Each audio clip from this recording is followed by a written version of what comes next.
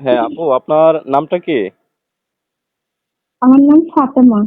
ফাতেমা, দেশের বাড়ি কোথায়? আমার দেশের বাড়ি কুমিল্লাতে। কুমিল্লাতে। প্রতিবেদনে কখন আসছিলেন না প্রথমবার আসলেন? এই তো প্রথমবারই আসছি। আচ্ছা, আপনি কেন প্রতিবেদনে আসলেন? দর্শকরা আপনার কথাগুলো শুনবে, আপনি দর্শকদের উদ্দেশ্যে বলেন যে প্রতিবেদনে কেন আসলেন। প্রতিবেদনে কেন আসছি? ভালো একটা মনের মানুষ পাওয়ার জন্য আসছি। এটাই যে আমার দায়িত্ব নিতে পারবে, এমনকি আমার আম্মুর দায়িত্ব নিতে পারবে। আমি তার কাছ থেকে দিয়ে বসবো, এমনকি আমার পাশে থাকতে হবে, বুঝছেন? আচ্ছা ফাতেমা আপু, এখন আপনি কি কোনো কাজ করেন নাকি? জি, আমি বাসা বাড়ি কাজ করি। আচ্ছা, বাসা বাড়ি কাজ করে আপনার হয়? এখন কি করব, হয় না দেখেই তো আসলাম, তাই না?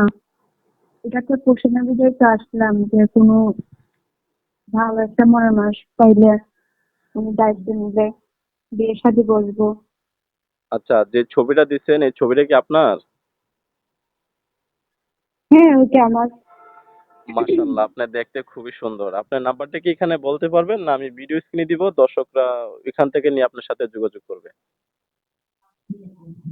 আপনি দিয়ে দিলেন।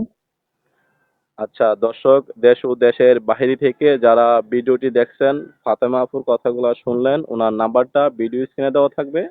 আপনারা স্ক্রিন থেকে নাম্বারটি নিয়ে ওনার সাথে যোগাযোগ করে ওনার বিস্তারিত জেনে নেবেন।